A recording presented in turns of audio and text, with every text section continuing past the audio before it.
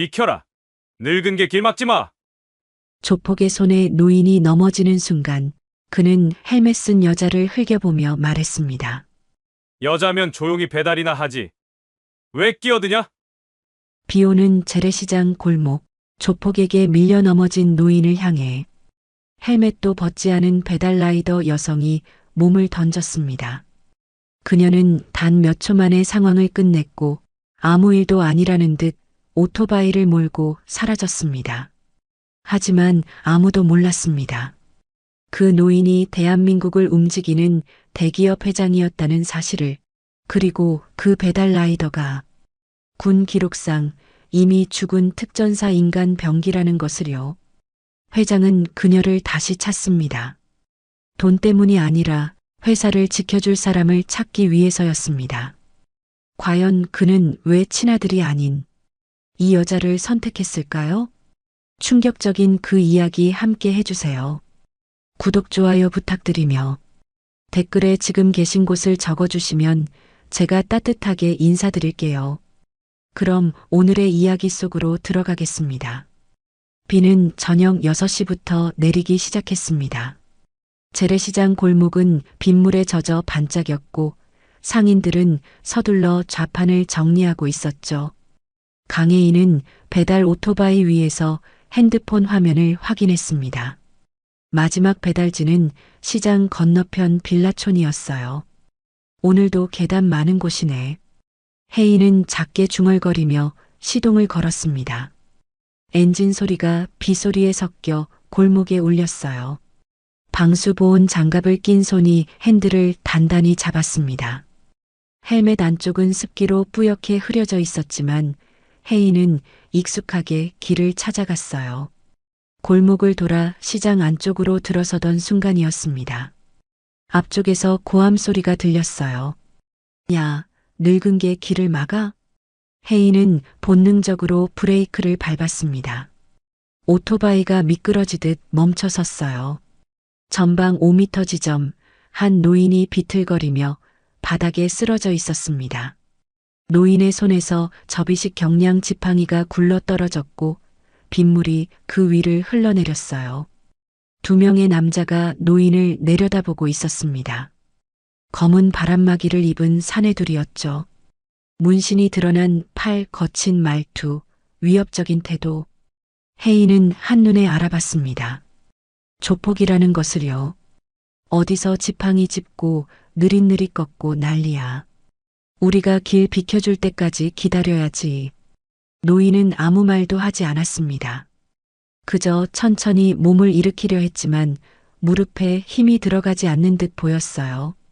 젖은 바닥에 손을 짚고 있는 노인의 모습이 혜인의 시야에 또렷하게 들어왔습니다.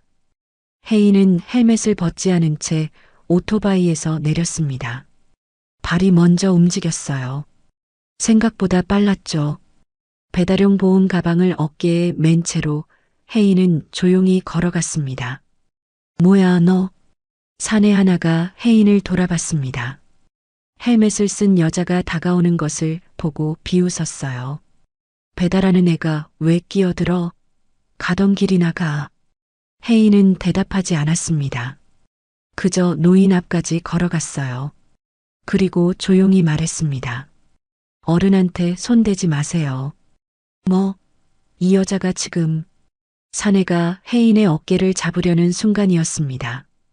혜인의 손이 움직였어요.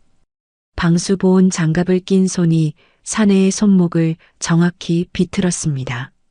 사내는 비명도 지르지 못한 채 바닥에 무릎을 꿇었어요. 크! 다른 사내가 주먹을 휘둘렀습니다.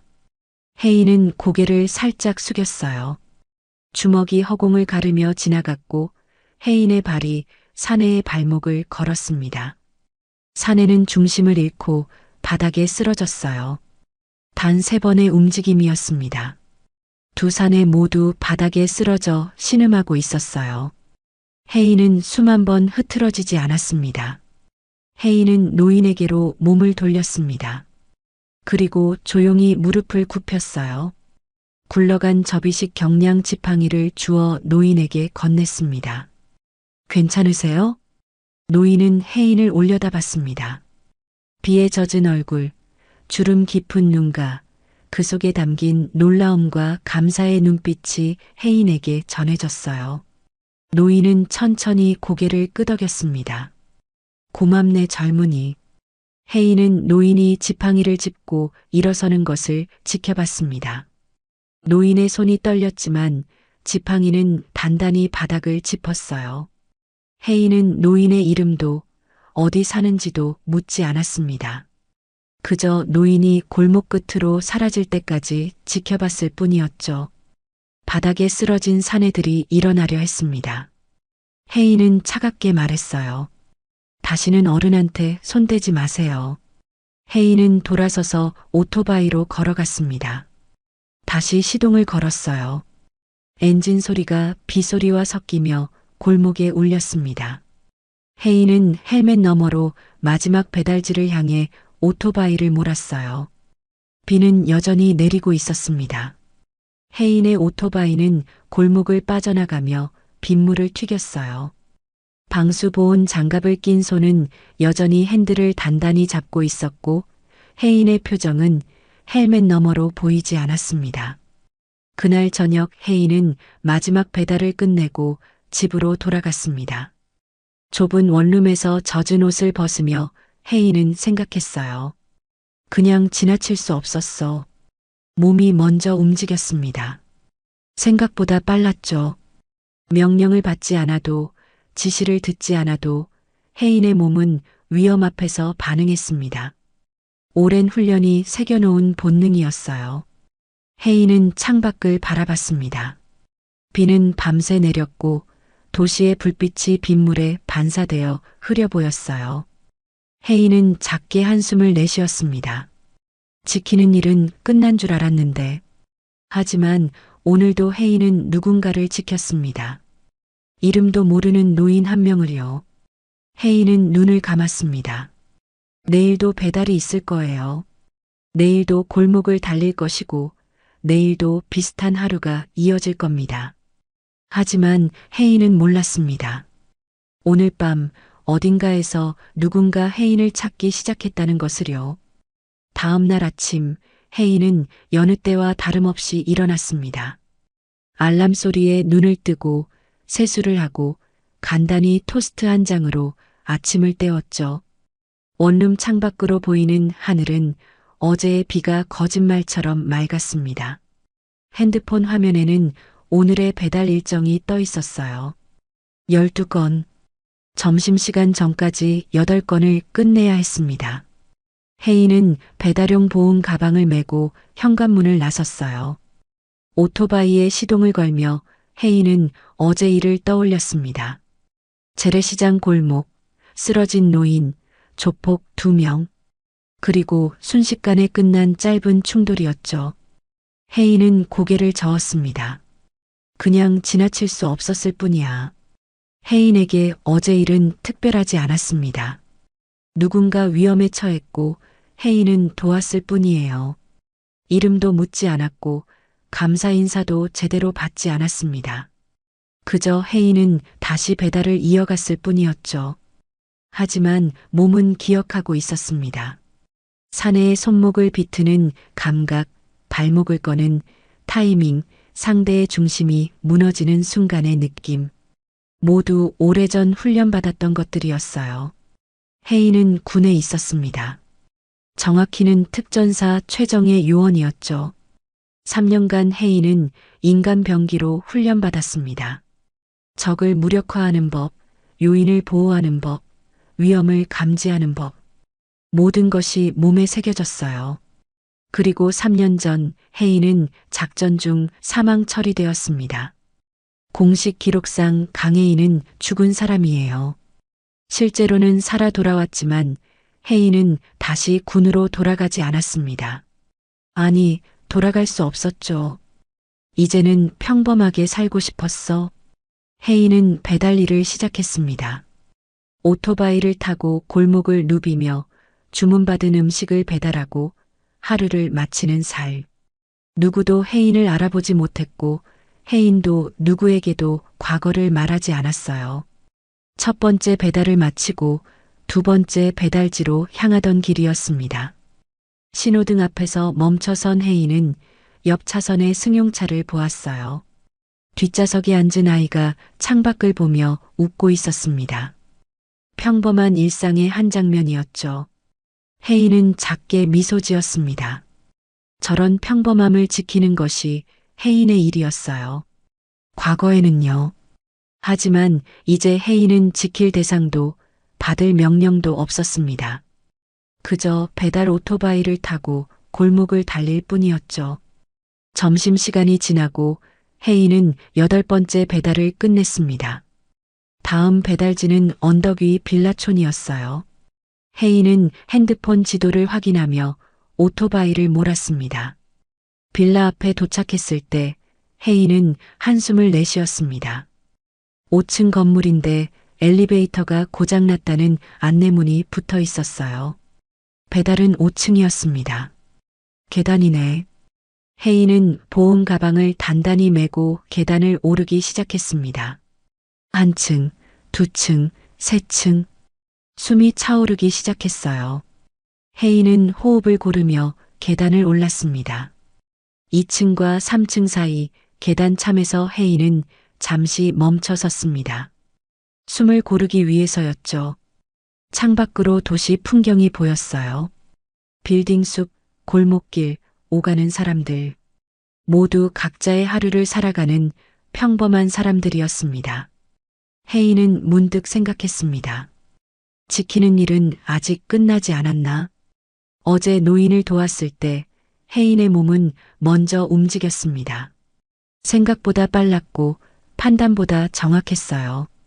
오랜 훈련이 아직도 혜인의 몸속에 살아있었죠. 평범하게 살고 싶었지만 혜인은 평범하지 않았습니다. 위험을 감지하는 본능, 사람을 지키려는 충동, 약자를 보호하려는 마음. 모두 혜인 안에 여전히 남아 있었어요. 혜인은 다시 계단을 올랐습니다. 4층, 5층. 배달을 마치고 계단을 내려올 때 혜인은 조금 다른 생각을 했습니다. 배달도 누군가에게 필요한 걸 전하는 일이잖아. 음식을 기다리는 사람에게 따뜻한 식사를 전하는 것. 그것도 작은 방식으로 누군가를 돕는 일이었어요. 혜인은 그렇게 스스로를 위로했습니다. 오토바이에 다시 올라타며 혜인은 핸드폰을 확인했습니다. 남은 배달은 4건. 혜인은 시동을 걸고 다음 목적지를 향해 출발했어요. 골목을 지나며 혜인은 어제의 재래시장을 스쳐 지나갔습니다. 비는 그쳤고 상인들은 다시 좌판을 펼치고 있었어요. 노인의 모습은 보이지 않았습니다. 혜인은 그저 지나쳤습니다. 돌아보지 않았어요. 어제는 어제였고 오늘은 오늘이었습니다. 혜인의 삶은 배달, 신호, 골목으로 이어졌죠. 하지만 혜인은 몰랐습니다. 누군가 혜인을 찾고 있다는 것을요. 어제 골목에서 노인을 도운 그 순간이 혜인의 평범한 일상을 완전히 바꿔놓을 시작점이었다는 것을 말입니다. 저녁이 되었습니다. 혜인은 마지막 배달을 끝내고 집으로 돌아왔어요. 샤워를 하고 간단히 저녁을 먹고 침대에 누웠습니다. 천장을 바라보며 혜인은 눈을 감았어요. 내일도 배달이 있을 것입니다. 내일도 골목을 달릴 거예요. 내일도 비슷한 하루가 이어질 겁니다. 혜인은 그렇게 믿었습니다. 혜인이 일상을 이어가던 그날 저녁 뉴스가 터졌습니다. 명성그룹 오명석 회장, 재래시장에서 봉변을 당했다는 소식입니다. 회장은 병원으로 이송되었으며 경찰은 사건 경위를 조사 중입니다. 뉴스 앵커의 목소리가 병실 안으로 흘러들어왔습니다. 텔레비전 화면에는 재래시장 골목 사진이 떠 있었어요. 오명석은 침대에 앉아 리모컨으로 소리를 줄였습니다. 병실은 조용했습니다. 특실이었지만 화려하지는 않았어요. 창가에는 의자 하나, 침대 옆에는 간이 테이블 하나. 오명석은 그저 창밖을 바라봤습니다. 유리창 너머로 도시의 불빛이 보였습니다. 저 아래 어딘가에 명성그룹 본사 건물이 있었어요. 오명석이 평생을 바쳐 키운 회사였죠. 40년 전 작은 건설 회사로 시작해서 지금은 건설, 유통, 금융까지 손대는 중견 기업이 되었습니다. 하지만 오명석의 표정은 무겁기만 했습니다. 회장님, 문이 열리며 의사가 들어왔습니다. 흰 가운을 입은 중년 남성이었어요. 의사는 차트를 들고 조심스럽게 다가왔습니다. 검사 결과가 나왔습니다. 오명석은 고개를 돌려 의사를 봤습니다. 말없이 기다렸어요. 의사는 잠시 망설이다가 입을 열었습니다. 시간이 많지 않습니다. 짧은 침묵이 흘렀습니다. 오명석은 표정 하나 변하지 않았어요. 이미 예상했던 말이었습니다. 3개월 전부터 몸이 이상했고 한 달 전 정밀 검사를 받았죠. 결과는 오명석이 두려워했던 그대로였습니다. 얼마나 남았습니까? 길어야 6개월입니다. 의사는 더 이상 말하지 않았습니다.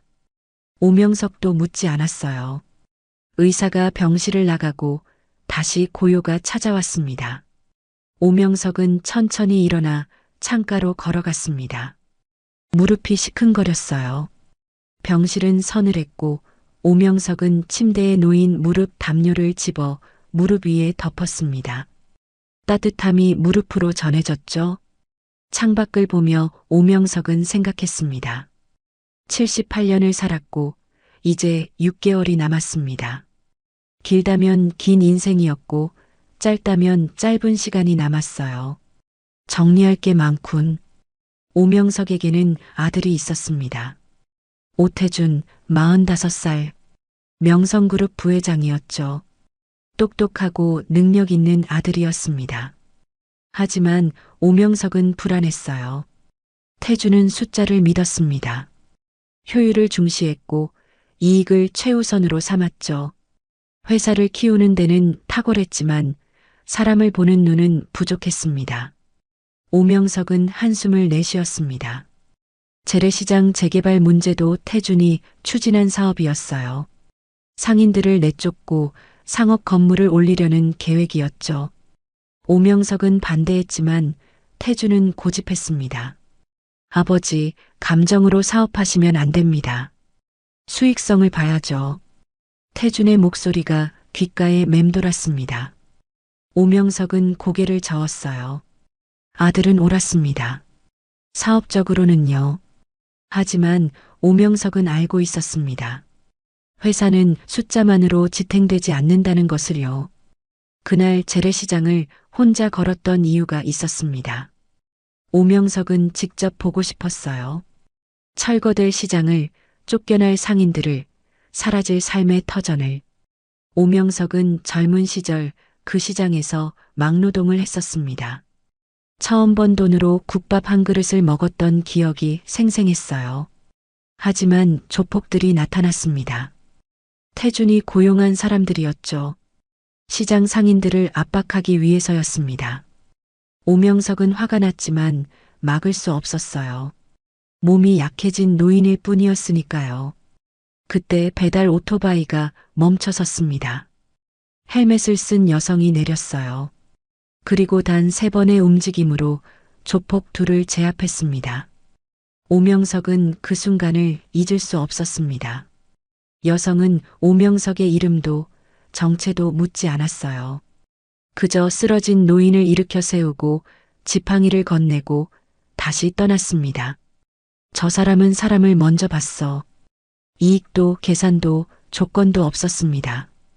그저 도움이 필요한 노인이 있었고 여성은 도왔을 뿐이었죠. 오명석은 오랜만에 그런 사람을 봤습니다. 오명석은 비서를 불렀습니다. 병실 문이 열리며 정장을 입은 남성이 들어왔어요. 회장님 부르셨습니까? 어제 재래시장에서 나를 도운 사람 찾아봐. 예, 그게 배달 오토바이를 탄 여성이야. 찾을 수 있을 거야. 비서는 고개를 숙였습니다. 병실을 나가는 비서의 뒷모습을 보며 오명석은 다시 창밖을 바라봤습니다. 밤이 깊어갔습니다. 병실에는 오명석 혼자였어요. 직원은 많았습니다. 비서도, 임원도, 부하 직원도 수십 명이었죠. 하지만 밤에 안부를 묻는 사람은 없었습니다. 아들 태준도 오지 않았습니다. 바쁘다는 이유였어요. 실제로 바빴겠죠. 회사 일, 거래처 미팅, 재개발 사업 추진. 태준은 늘 바빴습니다. 오명석은 무릎 담요를 더 단단히 덮었습니다. 병실의 냉기가 뼛속까지 스며드는 것 같았어요. 오명석은 눈을 감았습니다. 6개월 그 안에 답을 찾아야 해. 회사를 맡길 사람을요. 숫자가 아닌 사람을 볼 줄 아는 사람을요. 오명석은 그 답을 어제 골목에서 만난 여성에게서 찾을 수 있을지도 모른다고 생각했습니다. 일주일이 지났습니다. 오명석은 병원에서 퇴원해 자택으로 돌아왔어요. 의사는 만류했지만 오명석은 고집했습니다. 병원 침대보다는 자신의 집에서 남은 시간을 보내고 싶었어요. 자택 서재에 앉아 오명석은 서류를 검토했습니다. 명성그룹 내부 보고서였어요. 재개발 사업 진행 상황, 수익 전망, 투자 계획. 모두 아들 태준이 올린 자료였죠. 오명석은 서류를 내려놓았습니다. 그리고 창밖을 바라봤어요. 정원에는 단풍이 물들기 시작했습니다. 가을이 깊어지고 있었죠. 회장님, 비서가 들어왔습니다. 손에는 태블릿을 들고 있었어요. 재래시장 쪽에서 또 민원이 들어왔습니다. 조폭들이 상인들을 괴롭힌다고. 그래. 오명석은 짧게 대답했습니다. 비서는 당황한 표정을 지었어요. 조치를 취하시겠습니까? 아니, 그냥 두게. 하지만 회장님, 내가 그냥 두라고 했네. 비서는 더 이상 말하지 못했습니다. 고개를 숙이고 서재를 나갔어요. 문이 닫히고 다시 고요가 찾아왔습니다. 오명석은 알고 있었습니다. 재개발 압박도 조폭 동원도 모두 태준의 지시라는 것을요. 태준은 효율적으로 일을 처리했습니다.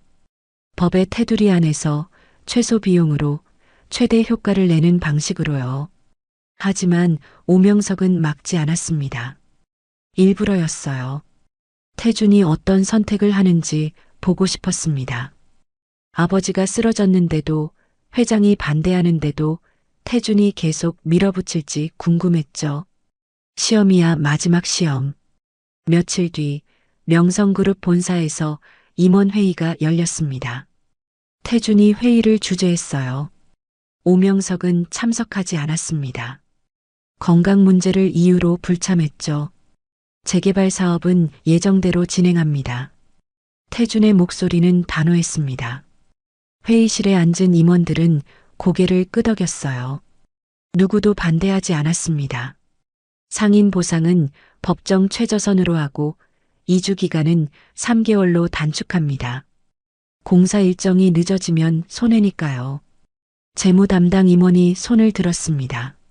부회장님, 회장님께서 이 사업에 부정적이신데 아버지는 감정적으로 접근하십니다. 우리는 기업인이에요.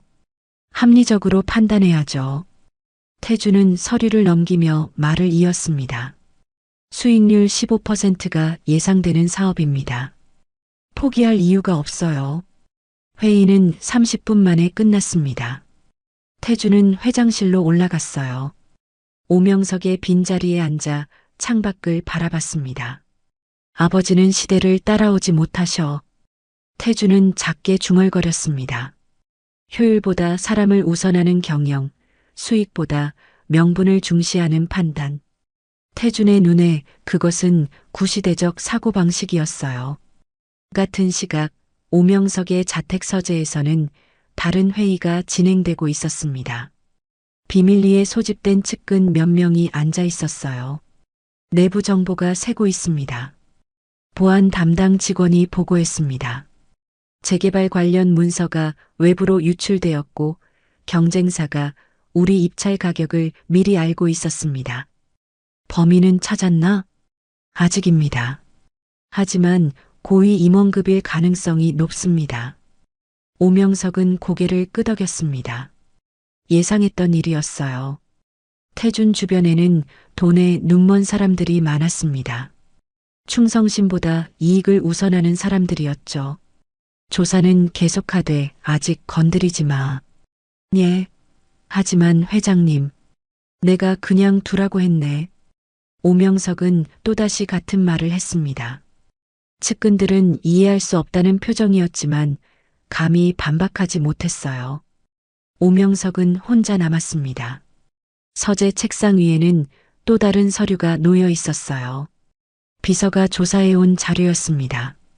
강혜인 33세 배달 라이더. 주소, 연락처, 근무 기록 모두 평범했습니다. 하지만 마지막 페이지에 특이한 기록이 있었어요. 군 복무 기록 조회 불가. 개인 신상 정보 접근 제한. 오명석은 눈을 가늘게 떴습니다. 평범한 배달 라이더치고는 이상했어요. 개인 정보에 접근 제한이 걸린다는 것은 특수한 경력이 있다는 뜻이었습니다. 특전사 아니면 정보부? 오명석은 확신할 수 없었습니다. 하지만 중요하지 않았어요. 오명석이 본 것은 혜인의 경력이 아니었습니다. 골목에서 쓰러진 노인을 일으켜 세운 그 행동이었죠. 자네는 사람을 먼저 봤어. 오명석은 서류를 덮었습니다. 그리고 비서에게 전화를 걸었어요. 강혜인을 만나고 싶네. 자연스럽게 접촉할 방법을 찾아봐. 알겠습니다, 회장님. 전화를 끊고 오명석은 창밖을 바라봤습니다. 정원의 단풍이 바람에 흔들렸어요. 낙엽이 떨어지고 있었습니다. 시험은 시작되었습니다. 태준이 어떤 선택을 할지, 회사 내부의 배신자들이 어디까지 갈지 모두 지켜볼 참이었어요.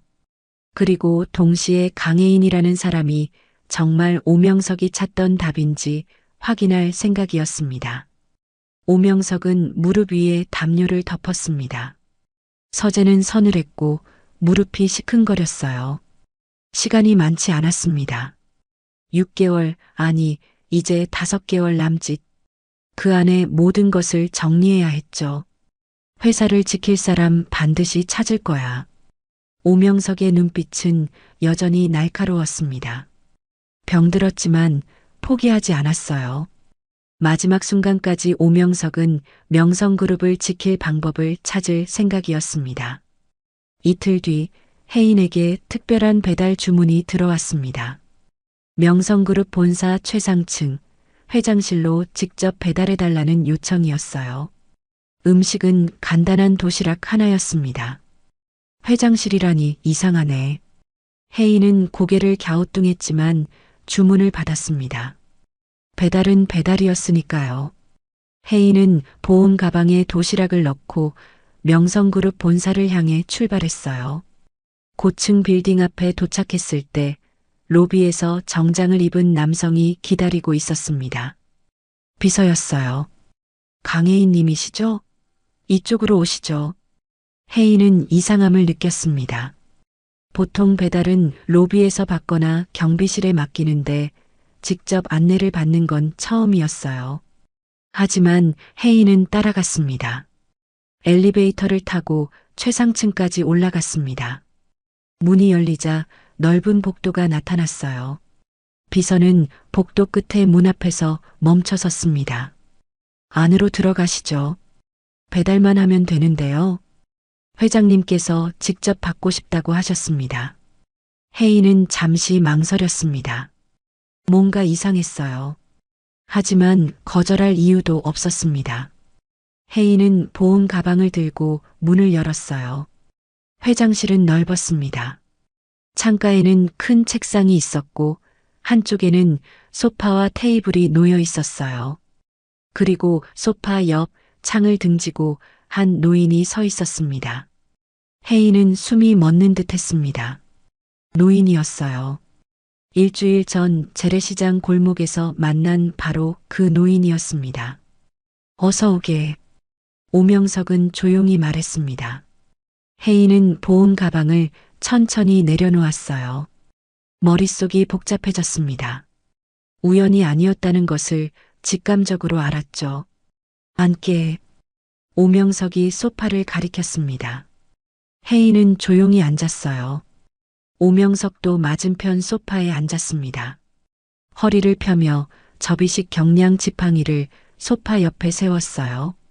일주일 전 골목에서 혜인이 주워준 바로 그 지팡이였습니다. 침묵이 흘렀습니다. 오명석은 혜인을 바라봤어요. 혜인도 오명석을 마주봤습니다. 두 사람 사이에 긴장감이 흘렀죠. 자네 군에서 죽은 걸로 되어 있더군. 오명석의 첫마디였습니다. 혜인의 표정이 굳었어요. 평범한 노인이 아니었습니다. 혜인의 과거를 알고 있었죠. 누구시죠? 명성그룹 회장 오명석일세. 혜인은 고개를 끄덕였습니다. 명성그룹은 알고 있었어요. 중견 기업이었습니다.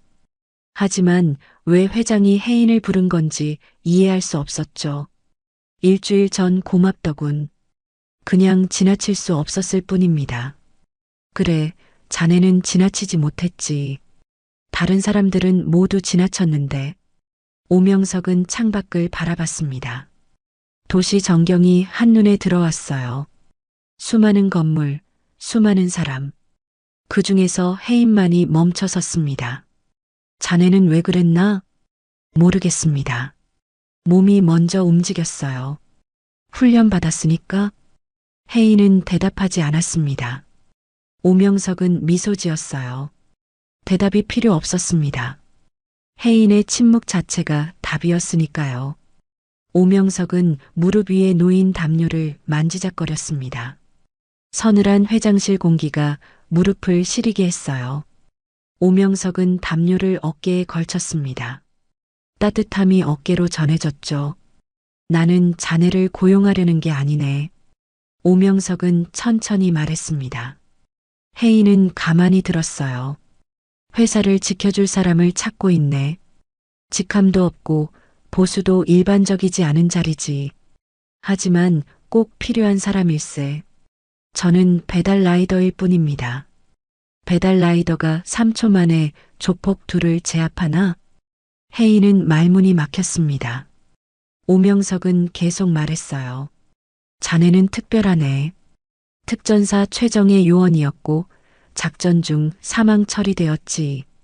하지만 살아 돌아왔고 지금은 평범하게 살려고 하고 있어.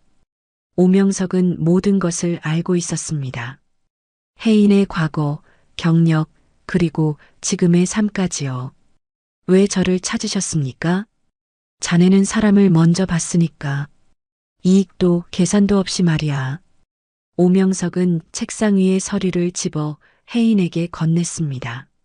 재개발 사업 계획서였어요. 혜인은 서류를 넘기며 읽었습니다. 우리 회사가 추진하는 사업일세. 재래시장을 철거하고 상업 건물을 짓는 거지. 상인들은요? 최소한의 보상금 주고 내쫓을 계획이야. 효율적이고 합리적인 방법이지. 혜인은 서류를 내려놓았습니다. 오명석은 혜인의 눈을 봤어요. 나는 이 사업을 중단하고 싶네. 하지만 혼자서는 할 수 없어. 회사 내부에 반대 세력이 너무 많거든. 그래서 저를 부르신 겁니까? 그렇네. 오명석은 새 서류를 꺼냈습니다. 조건이 적혀 있었어요. 재래시장 재개발 전면 중단. 상인들에게 평생 영업권 보장. 그리고 노인들을 위한 무료 진료재단 설립. 혜인은 서류를 읽었습니다. 돈이 아니었어요. 오명석이 제시한 조건은 모두 사람을 위한 것이었습니다. 보수는요? 일반 직원 수준일세. 부자 되려면 다른 데 가는 게 나아. 오명석은 솔직했습니다. 혜인은 웃음이 나왔어요. 이상한 제안이었습니다. 위험하고 보수도 적고 직함도 없는 자리였죠. 하지만 혜인은 끌렸습니다. 오명석의 눈빛이 진심이었어요. 회사를 지키려는 마음, 사람을 먼저 생각하는 태도, 혜인이 군에서 배웠던 가치와 닮아 있었습니다. 시간이 많지 않네. 오명석은 조용히 말했습니다. 혜인은 오명석의 얼굴을 다시 봤어요. 수척한 볼, 깊은 주름, 그리고 어딘가 쇠약해 보이는 모습. 혜인은 직감했습니다. 오명석이 아프다는 것을요. 혜인은 고개를 끄덕였습니다. 지킬 수 있다면 하겠습니다. 오명석은 미소 지었습니다. 오랜만에 짓는 진심 어린 미소였어요. 고맙네. 혜인은 다음 날부터 명성그룹에 출근했습니다. 직함은 없었어요. 명함도 사무실도 부서도 없었습니다. 혜인은 그저 오명석의 그림자가 되었죠. 자네는 보이지 않는 사람이야. 오명석이 말했습니다.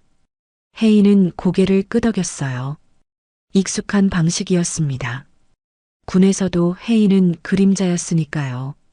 첫 번째 임무는 비자금 루트를 찾는 것이었습니다. 오명석은 의심하고 있었어요. 회사 내부에서 돈이 새고 있다는 것을요. 재개발 사업 관련 뇌물, 정치권 로비 자금, 조폭 조직 운영비, 모두 어딘가에서 빠져나가고 있었습니다. 혜인은 밤에 움직였습니다. 본사 건물에 아무도 없을 때 혜인은 재무부 사무실에 들어갔어요. 보안 카메라는 이미 확인했습니다. 사각지대를 알고 있었죠.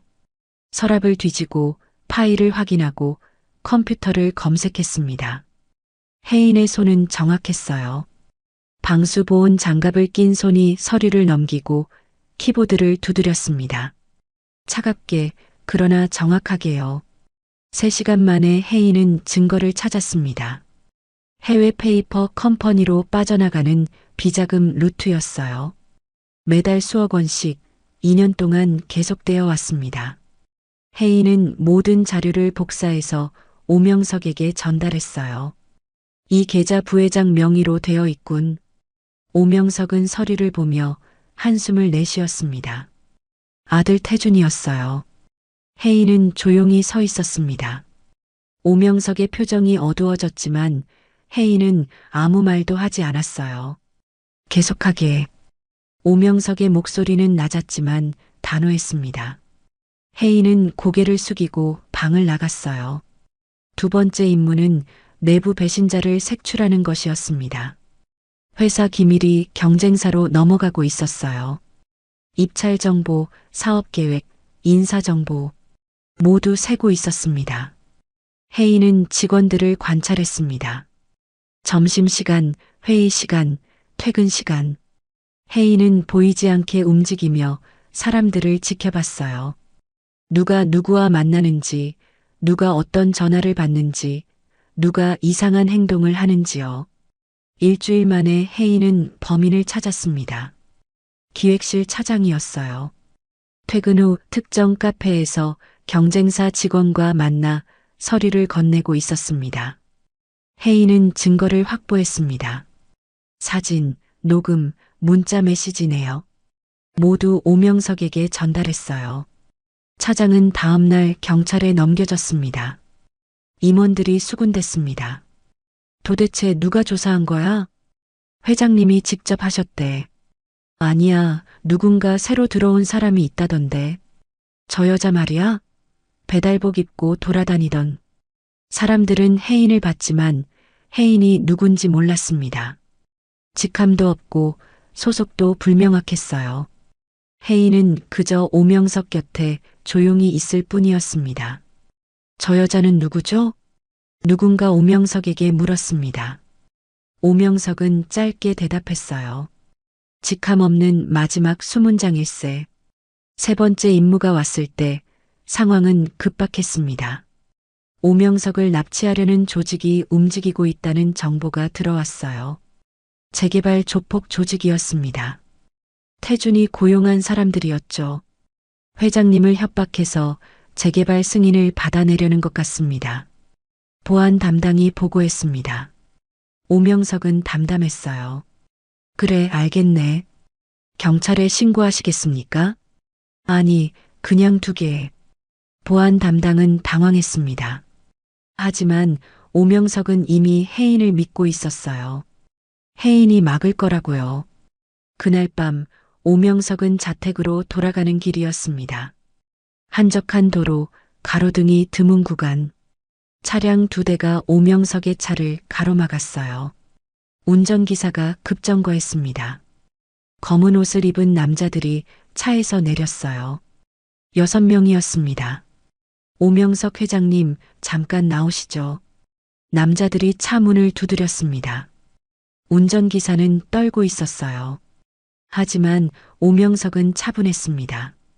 그 순간 뒷좌석 문이 열렸습니다. 혜인이 내렸어요. 방수보온 장갑을 낀 손이 주먹을 쥐었습니다. 회장님은 건드리지 마세요. 혜인의 목소리는 낮았지만 날카로웠습니다. 남자들이 웃었어요. 여자 하나가 뭘 어쩌겠다고? 혜인은 대답하지 않았습니다. 그저 움직였어요. 첫 번째 남자의 팔을 비틀었습니다. 두 번째 남자의 다리를 걸었어요. 세 번째 남자의 급소를 가격했습니다. 네 번째, 다섯 번째, 여섯 번째. 모두 30초 안에 끝났어요. 바닥에는 6명 모두 쓰러져 신음하고 있었습니다. 혜인은 숨 한 번 흐트러지지 않았어요. 단 한 명도 죽이지 않았습니다. 무력화했을 뿐이었죠. 혜인은 차 문을 열고 오명석을 봤습니다. 괜찮으세요? 괜찮네, 자네 덕분에.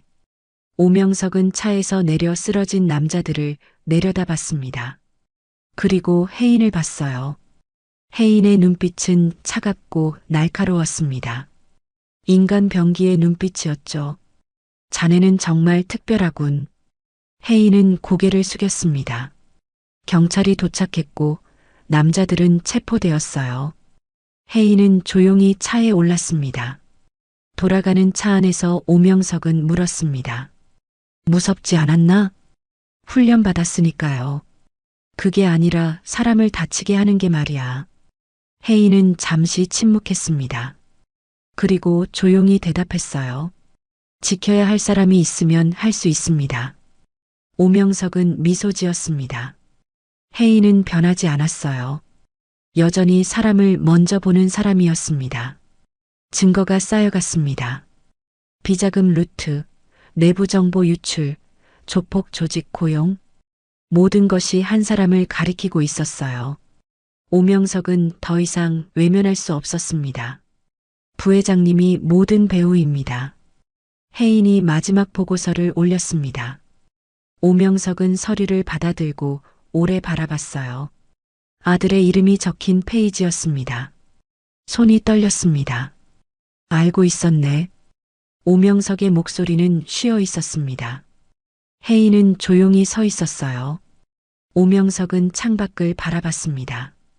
석양이 지고 있었죠. 처음부터 시험이었어. 태준이 어떤 선택을 할지 보고 싶었네. 회장님. 하지만 이미 답은 정해져 있었지. 태준은 돈을 선택했어. 사람이 아니라. 오명석은 무릎 위에 담요를 덮었습니다. 몸이 차가웠어요. 병이 깊어지고 있었습니다. 시간이 얼마 남지 않았죠. 검찰에 넘기게. 혜인은 고개를 끄덕였습니다. 다음 날 검찰이 명성그룹 본사를 압수수색했어요. 재무부, 기획실, 그리고 부회장실까지. 직원들은 혼란에 빠졌습니다. 태주는 회장실로 올라왔습니다. 문을 거칠게 열며 들어왔어요. 아버지, 이게 무슨 짓입니까? 오명석은 책상에 앉아 태준을 봤습니다. 아들의 얼굴은 분노로 일그러져 있었어요. 자네가 한 일의 대가야. 제가 뭘 했습니까? 회사를 키우려고 했을 뿐입니다. 비자금을 빼돌리고 조폭을 고용하고 사람을 납치하려 한 게 회사를 키우는 일인가? 태준은 말문이 막혔습니다. 오명석은 서류를 태준 앞에 던졌어요. 모든 증거가 담긴 파일이었습니다. 아버지는 시대를 모르십니다. 태준의 목소리는 차가웠습니다. 지금은 효율의 시대입니다. 감정으로 경영하면 회사가 망합니다. 재개발도 구조조정도 모두 필요한 일이었어요. 사람을 버리면서 사람보다 회사가 먼저입니다. 회사가 살아야 직원들도 먹고 삽니다. 오명석은 천천히 일어났습니다. 지팡이를 짚고 태준에게 다가갔어요. 접이식 경량 지팡이가 바닥을 똑똑 두드렸습니다. 자네는 회사를 운영할 수는 있어. 하지만 지킬 수는 없네. 무슨 말씀이십니까? 회사는 건물이 아니야. 사람들의 신뢰로 만들어지는 거지. 자네는 그 신뢰를 저버렸어. 태준은 비웃었습니다. 신뢰요? 그런 추상적인 것으로 회사가 굴러갑니까? 계약서와 숫자가 중요한 겁니다. 오명석은 더 이상 말하지 않았습니다. 태준은 돌아서서 나가려 했어요. 하지만 문 밖에 검찰 수사관들이 서 있었습니다. 오태준 씨, 특정경제범죄 가중처벌법 위반 혐의로 긴급 체포합니다. 태준의 얼굴이 굳었습니다. 수갑이 태준의 손목에 채워졌어요. 태준은 오명석을 돌아봤습니다. 아버지, 정말 이러실 겁니까? 오명석은 대답하지 않았습니다. 그저 아들이 끌려가는 모습을 지켜봤을 뿐이었어요. 문이 닫혔고 회장실은 다시 조용해졌습니다. 오명석은 소파에 주저앉았습니다. 힘이 빠졌어요. 혜인이 다가와 무릎 담요를 다시 덮어줬습니다. 오명석은 고맙다는 말도 하지 못했어요. 한 달 뒤 법정이 열렸습니다. 재판정은 기자들로 가득했어요. 명성그룹 스캔들은 연일 뉴스를 장식했습니다. 검사가 증거를 제시했습니다. 비자금 계좌 내역, 조폭 조직과의 통화 기록, 뇌물수수 증거 모두 명확했어요. 태준의 변호인이 반박했습니다. 피고인은 회사의 이익을 위해 불가피한 선택을 했을 뿐입니다. 불가피한 선택이 납치 기도와 폭력 사주를 정당화합니까? 검사의 반문에 변호인은 대답하지 못했습니다. 방청석에 앉은 오명석은 표정 없이 재판을 지켜봤어요. 혜인은 오명석 옆에 조용히 앉아 있었습니다. 증인으로 조폭 조직 두목 박철용이 나왔습니다. 그는 모든 것을 자백했어요. 오태준 부회장의 지시를 받았습니다. 재래시장 상인들을 협박하고 오명석 회장을 납치하라는 명령이었습니다. 법정이 술렁였습니다. 태준은 고개를 떨궜어요. 변명의 여지가 없었습니다. 판사가 판결문을 읽었습니다.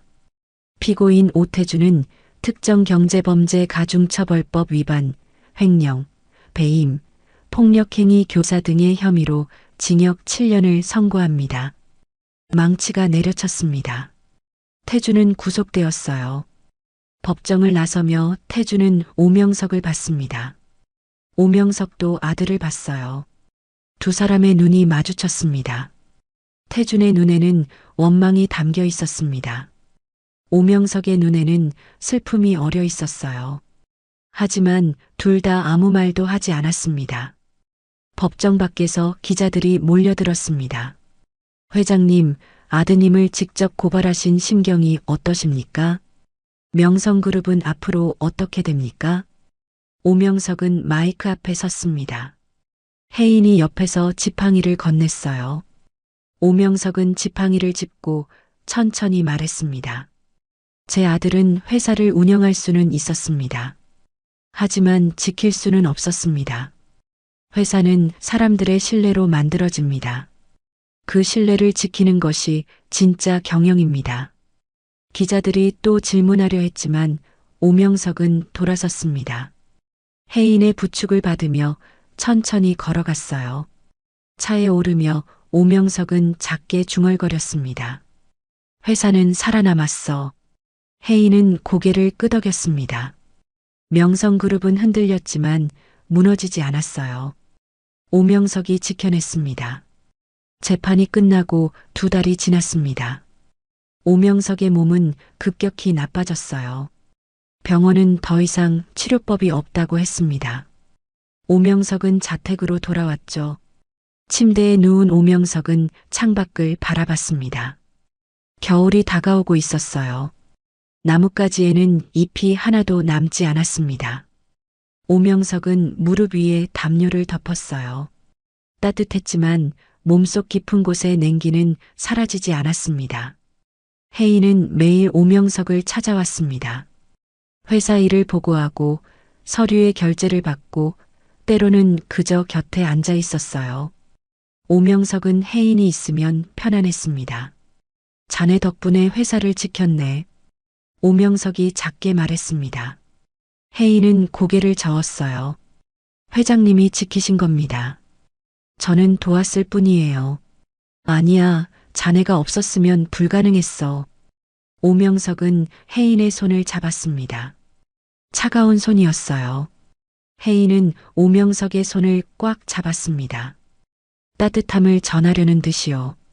자네에게 부탁이 있네. 말씀하세요. 회사를 지켜줘. 내가 없어도. 혜인은 잠시 침묵했습니다. 그리고 고개를 끄덕였어요. 약속드립니다. 오명석은 미소 지었습니다. 그리고 천천히 눈을 감았어요. 숨소리가 점점 약해졌습니다. 사흘 뒤 오명석은 조용히 세상을 떠났습니다. 아침 햇살이 창을 통해 들어오던 순간이었어요.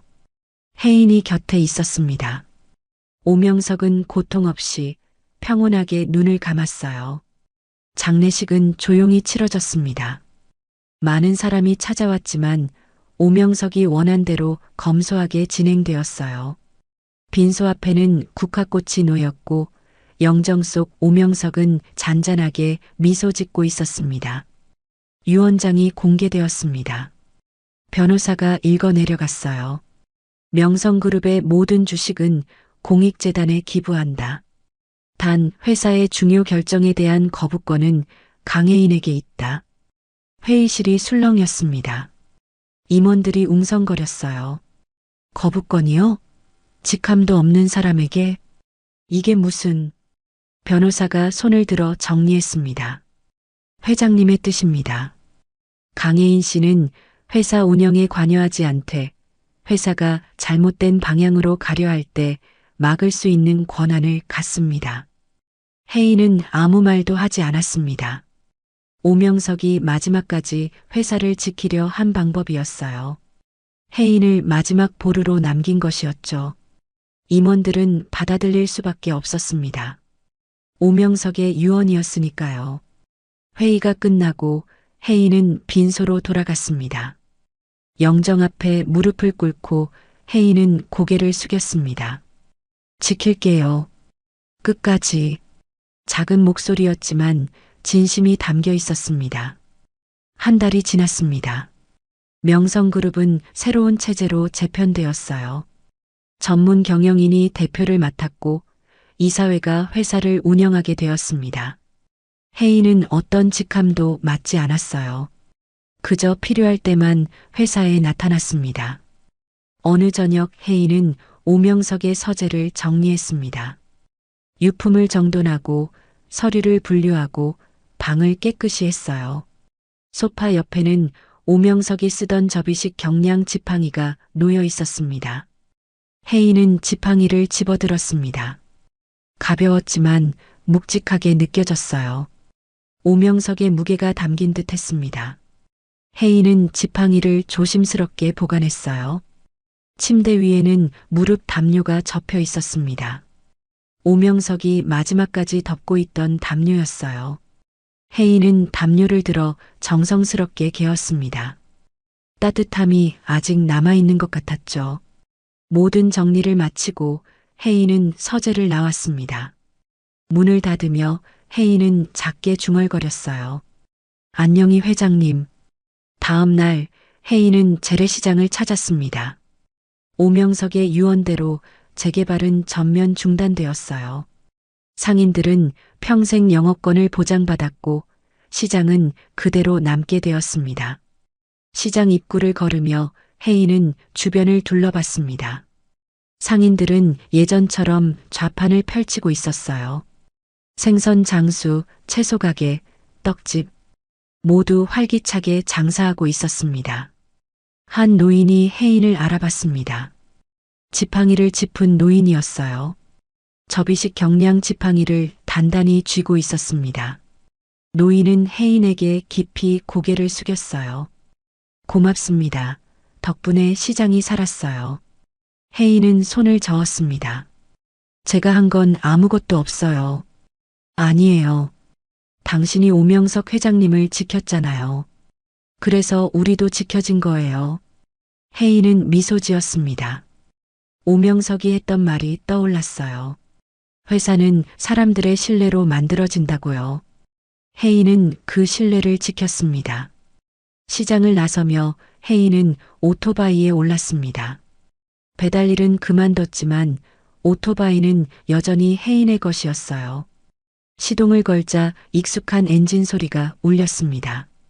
하늘에서 비가 내리기 시작했습니다. 혜인은 방수보온 장갑을 꺼내 꼈어요. 차가운 빗물이 장갑을 적셨지만 손은 따뜻했습니다. 헬멧을 쓰며 혜인은 작게 중얼거렸습니다. 이제 지킬 건 다 지켰네요. 오토바이는 천천히 출발했습니다. 비 오는 골목을 지나 가로등 불빛을 스치며 혜인은 앞으로 나아갔어요. 어디로 가는지는 중요하지 않았습니다. 혜인은 그저 달렸어요. 골목 끝에서 오토바이가 모퉁이를 돌았습니다. 엔진 소리가 점점 멀어졌어요. 빗소리만 남은 골목은 다시 고요해졌습니다. 그리고 어딘가에서 누군가는 또 도움이 필요할 것입니다. 그때 혜인은 다시 멈춰 설 것이에요. 몸이 먼저 움직일 것입니다. 지키는 일은 끝나지 않았으니까요. 달빛 인생사연은 감동 오디오북으로 인생사연과 공감 이야기를 전해드립니다. 구독과 좋아요로 더 많은 인생사연과 공감 이야기를 만나보세요. 지금 듣고 계신 장소를 댓글로 남겨주시면 제가 반갑게 인사드리겠습니다. 오늘도 함께 해주셔서 감사합니다.